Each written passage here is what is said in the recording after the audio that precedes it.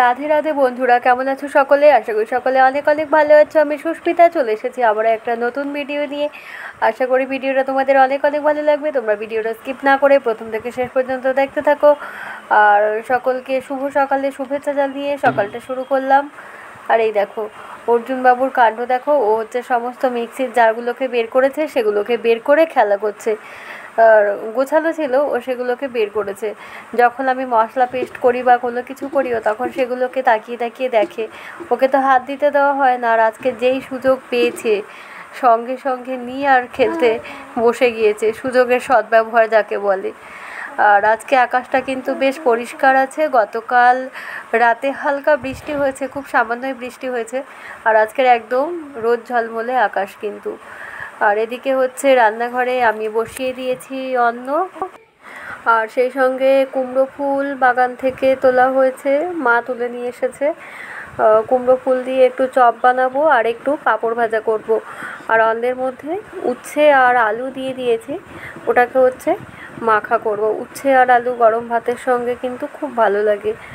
আর এদিকে হচ্ছে একটা বাটির মধ্যে আমি নিয়ে নিচ্ছি বেসন, আর তারপরে হচ্ছে দিয়ে দেবো গুঁড়ো মশলা, হলুদ গুঁড়ো, লঙ্কা গুঁড়ো, একটু ধনে জিরে গুঁড়ো, আর দিয়ে হচ্ছে লবণ দিয়ে দেবো। দিয়ে খুব ভালোভাবে একটা ব্যাটার বানিয়ে নেব। ব্যাটারটা একটু হালকা করেই বানাতে হবে, কারণ হচ্ছে কুমড়ো ফুলের চপের জন্য খুব বেশি গাঢ় ধরনের ব্যাটার হলে কিন্তু চপটা ভালো হয় না, আর খুব বেশি মুচমুচেও হয় না।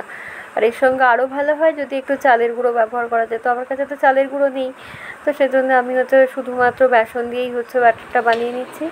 আর এদিকে প্রথমেই হচ্ছে পাঁপড়টাকে ভেজে নিচ্ছি। পাঁপড়টা প্রথমে ভেজে নিচ্ছি, পাঁপড়টা ভাজতে একটু তেল লাগবে। আর পোড়া তেলটাকে আমি হচ্ছে রেখে দিই না, পোড়া তেলটাকে রেখে দিলে ওটা পরে ব্যবহার করলে ওটা একটু বিষাক্ত হয়ে যায়, ওটা খুব বেশি দিন ব্যবহার করা উচিতও নয়। তো সেই জন্য হচ্ছে আমি প্রথমে পাঁপড়টা ভেজে নিচ্ছি, আর তারপরে হচ্ছে চপটাকে ভাজবো।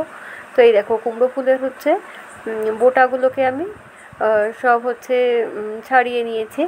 আর একটা ফুলের মধ্যে আর একটা ফুলকে দিয়ে আর ডবল করে হচ্ছে ব্যাটারের মধ্যে ডুবিয়ে আর চপটাকে বানাচ্ছি, তাহলে কিন্তু ভালো হয়। আর এই ফুলটাকে হচ্ছে মানে কুচি কুচি করে বেসন দিয়ে মাখিয়ে সেটাও বড়া করা যায়, সেটাও ভালো হয়। তো যাই হোক, আমি এখানে যে কটা ফুল নিয়েছিলাম এই তেলেই মোটামুটি হয়ে গেছে। শেষে যখন ভাজি একটু আর তেল ছিল না। তো যাই হোক, কুমড়ো ফুলের চপ তোমাদের কাদের কাদের প্রিয় তোমরা অবশ্যই কিন্তু আমাকে কমেন্ট করে জানিও। আমার তো প্রিয়, আমার তো ভালোই লাগে। আর এই যে এই দেখো চপগুলো হয়ে গিয়েছে বানানো, দেখতে খুব ভারী ভালো লাগছে বেশ। আর এরপরে হচ্ছে ভোগ লাগিয়ে দেওয়ার পালা, আর তারপরেই হচ্ছে প্রসাদ পাবো। তো যাই হোক, এই যে সকলে একটু ভোগ দর্শন করে নাও। আর ভোগ দর্শনে হচ্ছে দুর্ভোগ কাটে, আর সকলে ভগবানকে নিজেদের মনের কথা জানিয়ে নাও। আজকে ভিডিওটা তাহলে এখানেই শেষ করছি। ভিডিওটা ভালো লাগলে অবশ্যই লাইক, কমেন্ট এবং শেয়ার করে দিও।